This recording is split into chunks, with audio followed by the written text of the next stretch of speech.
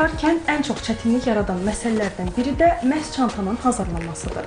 Nəyi götürək, nəyi isə evdə qoyaq. Bu sual demək olar ki, hər kəsi düşündürür. Elə məhz biz də bu dəfə çantanın düzgün və rahat şəkildə necə yığılması lazımdır, onu Lalə Paşayeva ilə öyrənəcəyik. Gediləcək məkanın hava şəraiti, səfərin müddəti və məqsədi götürüləcək əşyaların siyahısını müəyyənləşdirir. Əgər səyahətdə qalacaqsa 5 gün, elə məhz 5 günə uyğun elə hazırlayırıq. Məsələn, bu gün nə geyinəcəm, bunu dəstləşdirirəm və səyahət çantasına elə yığıram. Çamadanın düzgün yığılması da ən az seçim qədər vacibdir.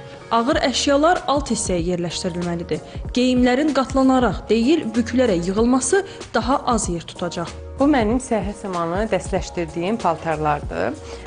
Çamadanın bir gözünə paltarlarımızı yığırıq. Bu səyahət zamanı bizə lazım olan istifadə etdiyimiz kosmetik vasitələrdir. Dərman vermə təhlükəli sayıldığı üçün heç kim bunu öz üzərinə götürüb turistə dərman vermir.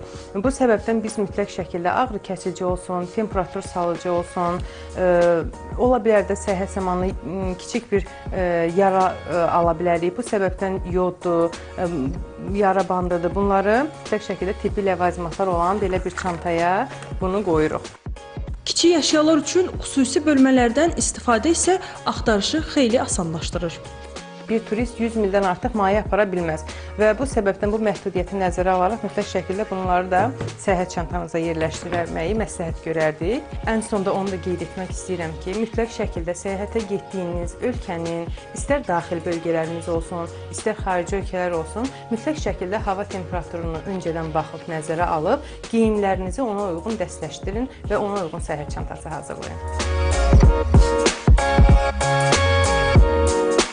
Görüldüyü kimi, çamadan düzgün və planlı şəkildə hazırlamaq həm vaxta qənaət edir, həm də səfəri daha rahat edir.